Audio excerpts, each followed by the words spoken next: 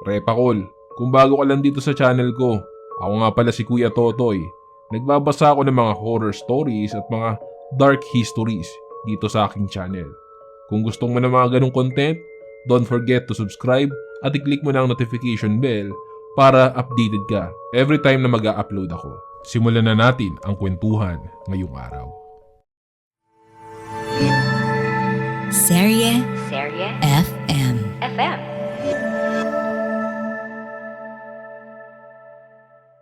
Ang sabi niya, may bisita daw na darating na marami. Then sila mama naman, naghanda. Nagpabili ng iba't ibang pagkain. 6:30 ng gabi, darating daw ang bisita.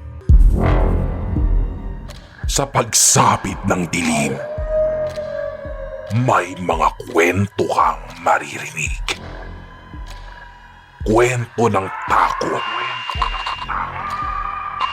na magpapanginig sa iyong dibdib.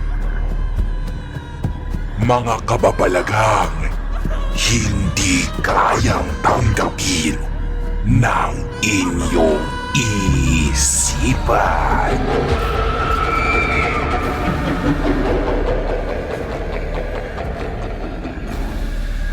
Nagkaganap sa Kilabot Pinoy Horror Stories.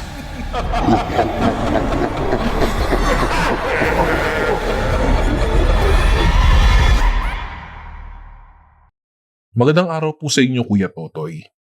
Itago niyo na lang po ako sa pangalang Joseph. This story is based on true life experience and about ito sa kuya ko. Way back 2011, nagkasakit si kuya. He is 22 years old that time and ako naman ay 12 years old at nasa first year high school ako. Nakita ko ang suffer ng kuya ko sa sakit niya hanggang sa lumala ng lumala ito. Ang kwento ko ay tungkol sa sundo. 2 weeks before kami iwan ng kuya ko, ay naka-experience ako ng iba't ibang kababalaghan. Nakakakita si kuya ng hindi namin makita. Yung sabi nila, ayun daw ang sign ng pagsundo sa kuya ko. Wala pong third eye si Kuya Totoy. Siya yung lagi kong katabi matulog, kaharutan at kakampi sa lahat ng bagay. Panganay siya at bunso ako. Unang nakita ni Kuya, yung unang panganay namin. Kaso, namatay siya nung 6 months pa lamang ito. Nakita niya daw na may baby sa table, sa lagayan ng mga pagkain sa ospital. Nung una ay hindi pinansin ni Mama kasi akala nila ay nagtitrip o nang paprank lang si Kuya. Nangyari ulit ito nung nakita niya naman yung pamangkin namin na 4 years old. Karga-karga yung batang nakita ni Kuya. That time ay medyo mahina na si Kuya.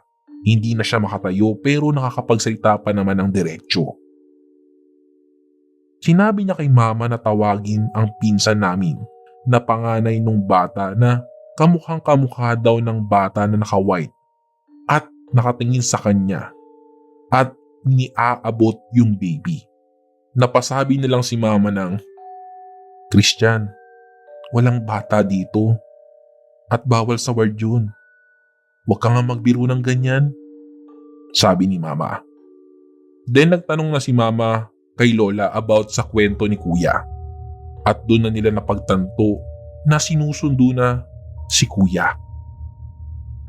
Next na sumundo ay yung pinsan namin na kababata niya na namatay na rin. Nakatayo raw ito sa gilid ng kabilang higaan at nakatingin sa kanya.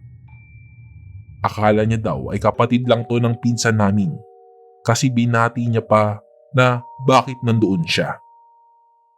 Pinatawag siya ni kuya kay mama pero nagulat si mama kasi wala namang tao doon. Lumabas daw si mama at tinawagan yung pinsan ko na nakita daw ni kuya yung kapatid niyang namatay. Nasa work daw at mamaya pa daw siya dadalaw. The next day, si Tito naman nakainuman niya ang nakita niya. That time, unti-unting nanghina si kuya at hinahabol na yung hininga pero nakakapagsalita pa rin. Umiyak na si mama noon at pinatawag si papa. And then bumulong si papa kay kuya na huwag sasama at lumaban pa ito. Tumango naman si kuya. Kinabukasan, ito yung pinakamalalang nangyari. Nagulat sila sa kinilos ni kuya kasi nagtaka sila kung bakit nagpapabili ng madaming pagkain na bawal sa kanya. Ang sabi niya, may bisita daw na darating na marami. Then sila mama naman, naghanda. Nagpabili ng iba't ibang pagkain. 6:30 ng gabi, darating daw ang bisita. Then si mama at si papa naman ay nagready. Nagulat sila ng pagpatak ng 5:00. Si kuya, nakahiga at hirap na sa paghinga. So, nag-oxygen na siya. Eksaktong 6:00 PM ng gabi. Biglang tumayo si kuya na ikinagulat nila mama at papa. Inayos daw ni kuya yung oxygen. Nakaharang daw kasi sa daan, pati yung sa katabing higaan. Dadaan daw ang parada. Kinawayan at nginitaan lang ni kuya si papa nung pinagalitan siya. Maya-maya, sinabi ni kuya kay mama na andyan na daw sila. Nagtaka si mama kasi wala pa namang taong papalapit o kumakato sa pinto. Then nung nakahiga na si kuya, sabi niya nasa parada daw sila lolo, lola, tito at tita at iba pang kamag-anak namin, yung mga nasa kabilang buhay na. Ang gaganda daw ng suot, pati yung batang nakikita niya, nandun din daw. Mga ilang oras lang daw, nag-aya na si kuya na umuwi ng bahay. Kasi daw, natatakot na siya. Then, sabi nila mama, bukas daw ay uuwi na sila.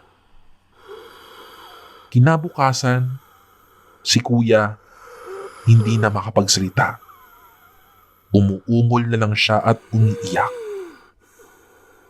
Nag-decide sila mama na ipatawag na yung family namin at friends ni kuya, pati ako at si ate. Kinausap nila si kuya at nakita nila na hirap na at sinasabing magpapahinga na. Pero ayaw pa daw niya kasi ginalaw niya lang ang ulo niya para mag-response. Nung nakita niya ako ay bigla siyang umungol ng malakas at umiyak. Niyakap ko siya at sinabing, "Kuya, lumaban ka. Ililibre mo pa ako. Top 1 ako sa klase, di ba? Kuya, lumaban ka please. Andito kaming mga mahal mo sa buhay. Hindi ka namin susukuan. Kaya please lumaban ka, kuya. Lumaban ka. Nurse, doc. Pagaliin niyo po yung kuya ko." Umiyak na ako noon at sinabing miss na miss ko na siya.